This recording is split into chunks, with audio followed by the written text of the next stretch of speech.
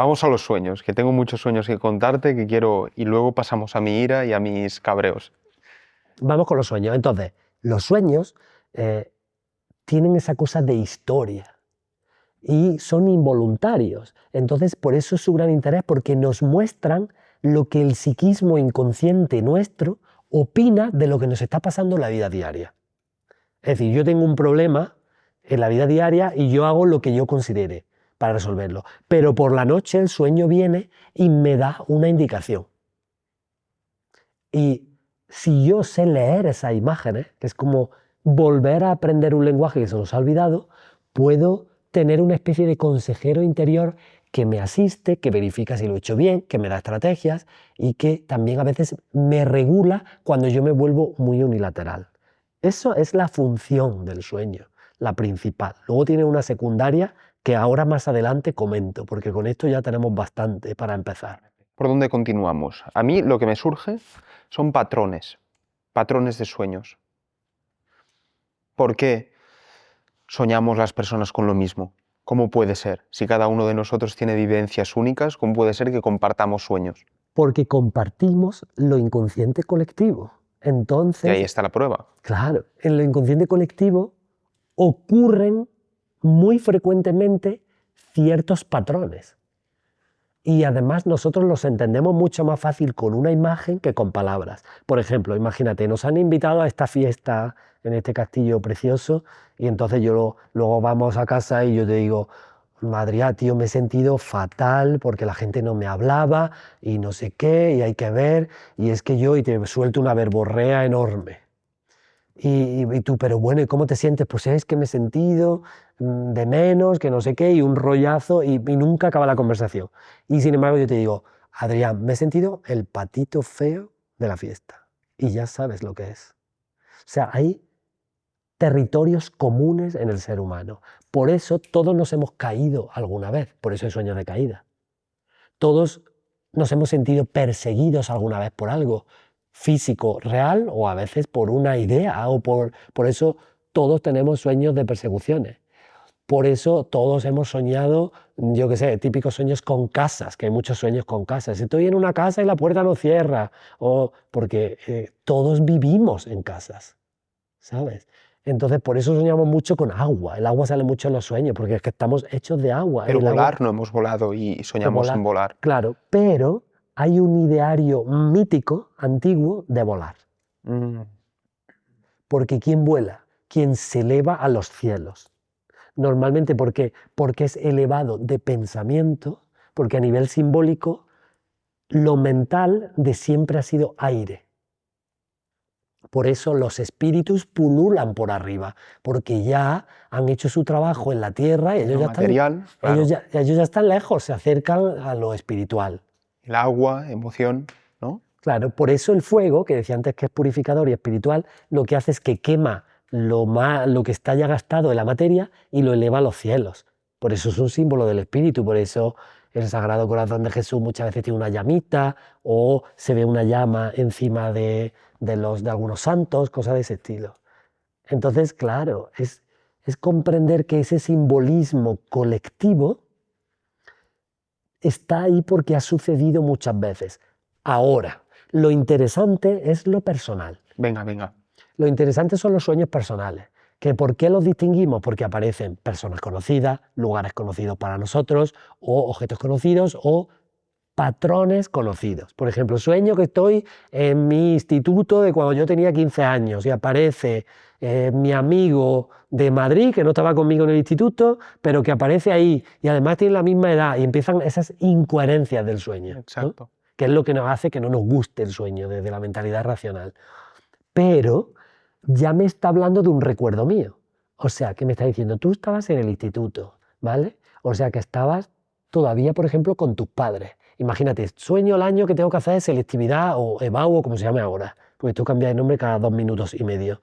Entonces, estoy en el año de selectividad y está mi amigo y ahora resulta que te pregunto por tu vida y me dices, bueno, es que estoy trabajando ya, pero estoy tratando de independizarme de mis padres.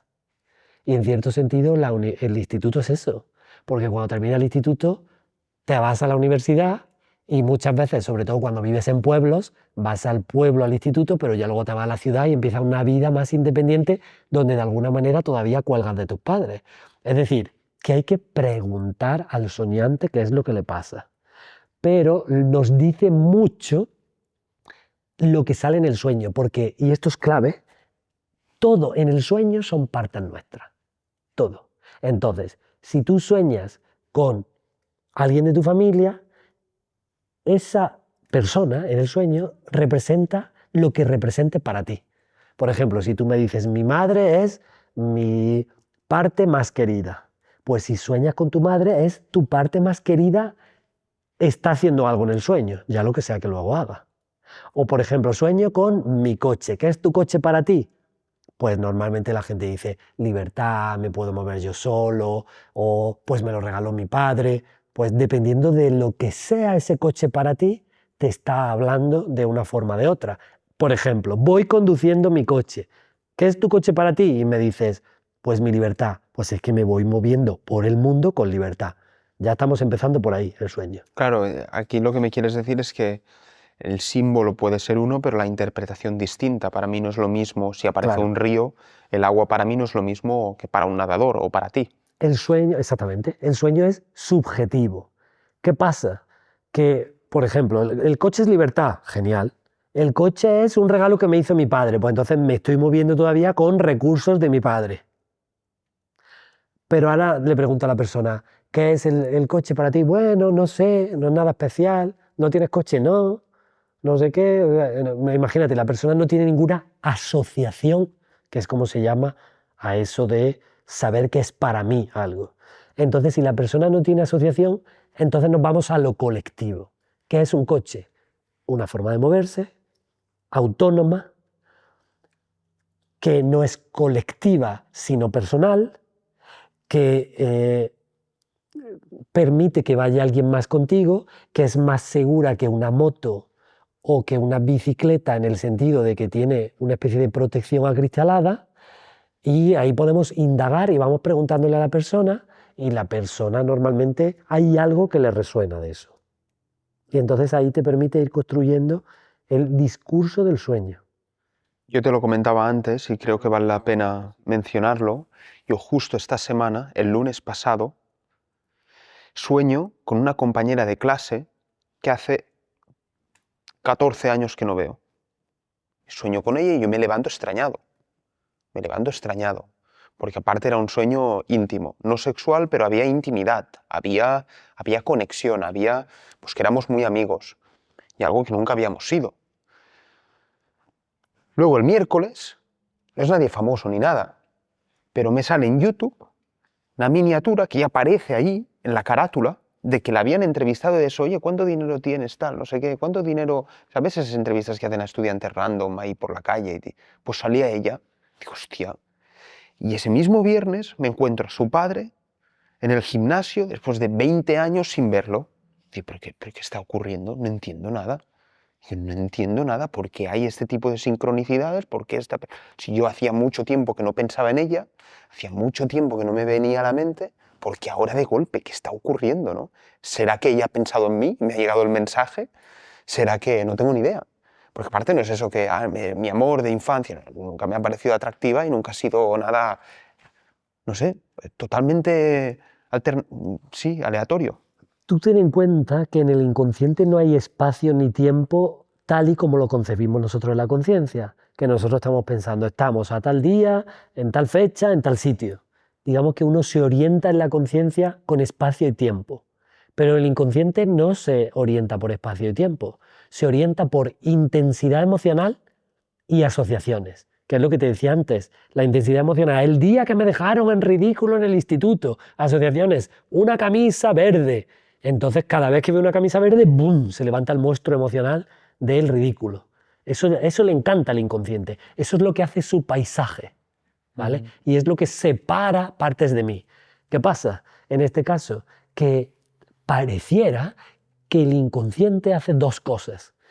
Uno, que recopila informaciones por debajo del nivel de la conciencia, que se llaman subliminales, y ya sabe más o menos por dónde van los tiros. Entonces puede ser que tú pasaras en la pantalla días antes el vídeo donde salía ella y no lo viste, pero el inconsciente lo recogió Y pap, lo capta, ¿no? y lo capta. Esa es una. Y otra es que parece que el inconsciente desdibuja el tiempo. Parece que desdibuja el tiempo. Entonces es capaz a veces de salirse un poco del espacio-tiempo para mandar una información. Ahora, yo te digo, ¿qué era ella para ti, si quieres decirlo, cuando estaba en el instituto? Una compañera. Ya te digo, que no era amor de infancia o alguna cosa. Una compañera, pero femenina. Sí. Pero ni muy íntima ni nada. Era una compañera con la que me llevaba bien. Nos conocemos desde que de la guardería, imagínate, 26 años. O sea, estamos hablando que es una compañera de la infancia del otro sexo. Típicamente se dice que cuando uno sueña con figuras del otro sexo es lo que se llama la pareja interna, aunque no sea en términos de amor, sino lo que es para mí lo opuesto y complementario. ¿Vale? Esta es una versión que está cambiando con el pasar de los tiempos, pero que se dice que tú sueñas con lo que llamaba Jung tu ánima, si es un hombre, su parte femenina es el ánima, o tu animus, si fuera ella quien te hubiera soñado a ti. ¿Vale? Entonces parece una visita del ánima y el ánima tiene una tendencia a ayudarte a ti a relacionarte. ¿Vale? Es como que normalmente a un hombre heterosexual, cuando sueña con una mujer, le ayuda a tener una relación, que puede ser una relación laboral o una relación personal o un acercamiento distinto a una persona que sí te atrae. O a lo mejor ver en este caso, lo femenino o esa cosa de acompañamiento de toda la vida con una distancia de compañera, pero no tanto de unión, como podría ser una unión sexual. O sea, ahí hay muchas posibilidades. También habría que ver qué es lo que sucede en el sueño. Y también sería interesante saber qué es lo que te contó el padre, porque pareciera que muchas veces el sueño se une con una cosa que luego uno descubre en la realidad. Muy bien. No vamos a entrar en eso porque serían conversaciones que podría haber, entonces prefiero que... Pero me parece muy interesante. Si quieres te cuento otro, porque tengo una historia bastante interesante con respecto a eso y a ver qué opinas. Perfecto. Yo Por eso te decía yo que hay que tener cuidado porque que el inconsciente es muy indiscreto, entonces habla, ¿sabes? Levanta cosas muy personales. Claro, no. A ver con esto qué opinas. A mí nunca me gustaron las películas de miedo. Ahora me encantan, antes no me gustaban. Yo vi con mi primo una película que se llama The Ring, La niña del pozo. La conozco. Ush, A Sadako, que salía con el pelo ese negro del ya, pozo. ya con ese nombre te acojonas. Pues yo me acuerdo que esa película a mí me traumatizó, me traumatizó. ¿Qué ocurre? Que yo tenía siempre el mismo sueño, que era, de forma aleatoria, yo corriendo por el pasillo de mi casa, intentando gritar, no avanzaba, gritaba y no se me escuchaba, porque en un sueño yo nunca he escuchado ruido o sonidos, y mirando hacia atrás, y la niña del pozo, a Sadako, persiguiéndome hasta que me atrapaba. Claro, yo era una persona muy insegura antes. Yo sufría acoso escolar, entonces Ahí lo tienes. era alguien que había tenido ciertos problemas. ¿Qué ocurre? Que luego empiezo a cambiar mi físico, empiezo a cambiar mi forma de ser, gano muchísima confianza, empiezo a encontrar el valor en mí, empiezo a superar una serie de obstáculos que me dan ese poder, esa confianza. Y luego yo iba teniendo este sueño de forma repetitiva, era siempre el mismo. Y a los 14 años, me acuerdo perfectamente como si fuese ayer, sueño con la Sadako. Y en vez de correr en el sueño, me giro y digo, a esta hija de puta la voy a matar. Y me giré y en vez de correr, me fui a pegarla. Imagina, con tal impulso que me levanté de la cama. Me levanté de la cama a pegarla. Y me encontré de pie en mi habitación como pegándola. Imagina el impulso. Ya no he vuelto a tener ese sueño en mi vida. Claro. Mira, ese, que es un sueño maravilloso, es un sueño de ánima. ¿Por qué? Porque es una mujer, o sea, nos está diciendo que la forma de relacionarte por un pasado de acoso, la forma de relacionarte daba miedo. Entonces se te acercaba y te producía miedo, porque claro, no sé si encima el acosador o acosadora o los acosadores había alguna mujer o alguna que fuera una listilla de turno. A ver, el motivo principal por el que yo sufría acoso escolar es que a mí me gustaba ir con mujeres. Ah, claro, entonces Pero por no eso. a nivel Sí, de pero ligar, sino que me lo pasaba mejor con ellas. Era como las conversaciones eran más profundas. Intelectualmente me motivaba más que ir a hacer el gamberro, hacer alguna estupidez por ahí. claro, pero fíjate, es como que el acercarme a las mujeres se convirtió en que eso se volviera contra mí. Entonces, la mujer se volvió un peligro, se transformó en Sadako, saliendo del pozo de las oscuras emociones, porque el agua son emociones, ¿vale? A título simbólico, el aire son pensamientos, la tierra, la materia, y el agua, las emociones. Por eso, y hago aquí un pequeño paréntesis, es muy distinto soñar que vas en avión, las ideas, que vas en barco por las emociones, o que vas en tren o coche, que vas por la materia. Pero bueno, volvamos a Sadako, porque es que esto es tan fascinante que uno se desvía con facilidad. Entonces, claro, es como ir con mujeres se volvió una cosa oscura, se volvió contra mí, el sueño decía eso. Además era un pasillo, como una travesía, como la travesía del colegio y del instituto. Para mí era una persecución, ya que se me acercaran las mujeres era peligroso. Hasta que ya yo empiezo a trabajarme, o en este caso a desarrollar una madurez de una persona con inquietudes espirituales muy intuitiva como tú, y entonces yo ya soy capaz de darme la vuelta y enfrentarme a ella. Porque esa confrontación es necesaria para que se desactive esa sombra. A veces es un abrazo el que hay detrás de esa confrontación, pero el primer momento es la confrontación, sobre todo con alguien que se ha sentido minimizado y asustado por un bully, se ha sentido victimizado. Entonces, el primer momento es darse, es como confrontarse. Ahora es interesante que la primera confrontación es con la idea de que estar con las mujeres es peligroso.